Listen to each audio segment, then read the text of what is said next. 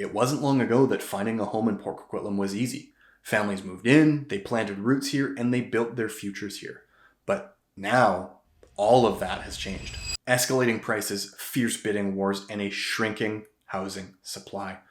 Port Coquitlam is no longer the affordable option compared to Vancouver that it once was. And unfortunately, it has become out of reach for many homebuyers. City officials know this is a crisis.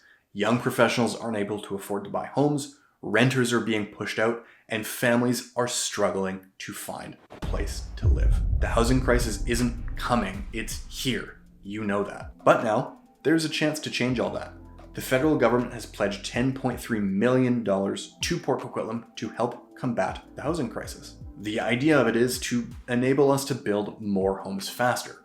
But the big question is, will it actually be enough? Metro Vancouver is growing. In 2025, our population hit about 2.7 million, and it's expected to grow by about 50,000 people every year for the next 5 years. That's almost equivalent to adding a city the size of Port Coquitlam to Metro Vancouver every single year. Crazy. But here's the issue. We're not able to build homes fast enough to meet this growing demand. In 2024, we hit just shy of 46,000 new housing starts across Metro Vancouver, and that's down 9% from the year before. So not only are we not building homes fast enough, we're also getting slower and slower at building them. Overall, our housing starts per capita or per person have been declining since 2017. So not only are we in a hole, we're digging out of it even slower than we've been in the past. Now, aside from not building fast enough, the costs to build are staggeringly high, way higher than they have ever been before. Development cost charges are going up. That's the fees that the city charges developers in order to build infrastructure and that kind of thing. They have nearly tripled on townhomes in most of Port Coquitlam. And not only are city costs going up, but labor costs are going up and material costs are absolutely sky high. And these costs aren't going away. They just get passed on to the buyers at the end of the day. And it's not just about hard costs either. So it's not just material, labor, that kind of thing. It takes longer and longer to get new projects started because of these cities' development and permitting process.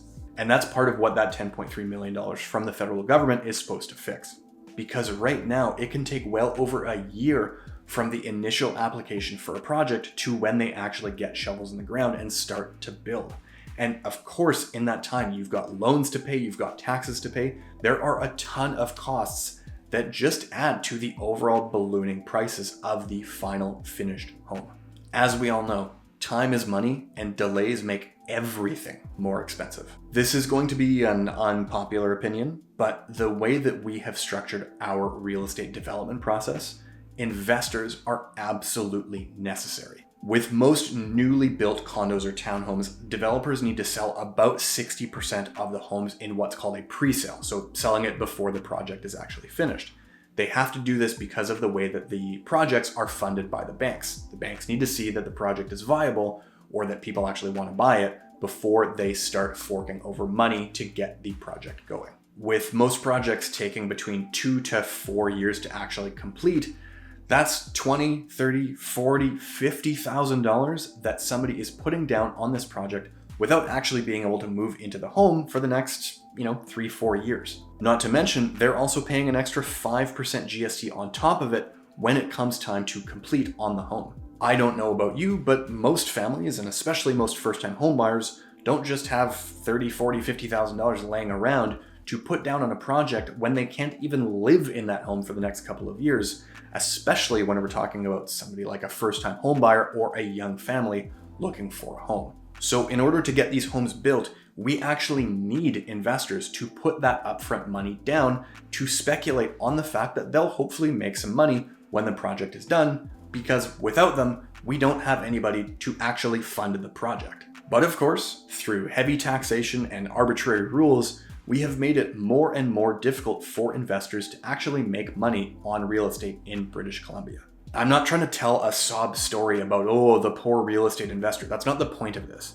The point that I'm trying to make is, like it or not, they are actually necessary. And just getting rid of them doesn't magically solve the problem. It doesn't magically make homes more affordable.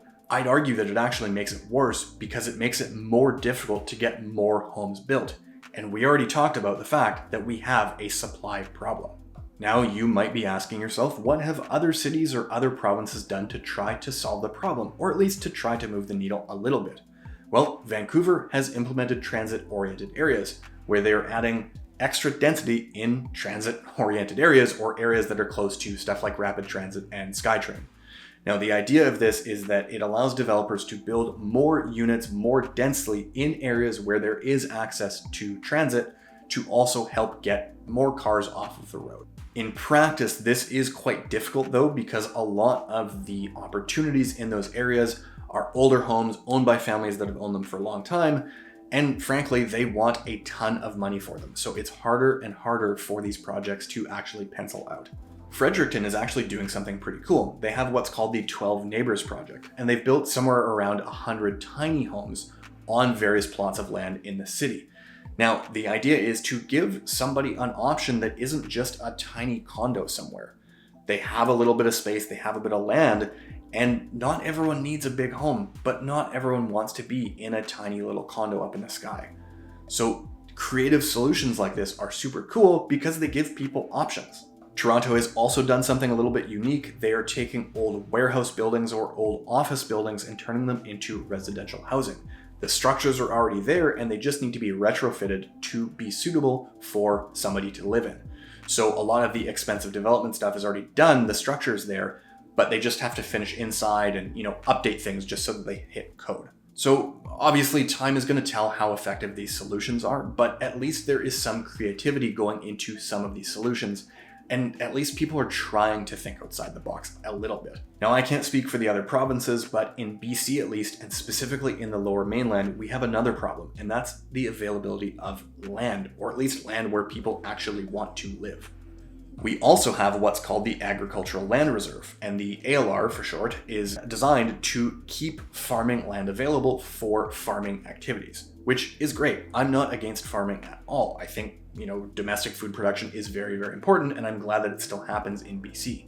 But the problem is where it's actually located. Let's take Pitt Meadows, for example. About 80% of Pitt Meadows is ALR land. And if you've driven around there lately, yeah, there is some farming that goes on there, but there's also a lot of empty fields that just sit empty. Nobody's doing anything with them. And that land is sitting there prime to be built on. And I'm not even saying build giant condos, but there is so much potential there that we could unlock by relaxing some of these ALR requirements or doing away with it in certain areas altogether. So the big question here is, should we actually rethink how we use some of our available land? The housing crisis isn't new, but we have a choice here. We can keep doing what we've been doing and hoping that a solution just magically appears, or we can try something new. We can try and get creative. We can try and work with our people to help make these homes more affordable for everyone and help finally solve the housing crisis.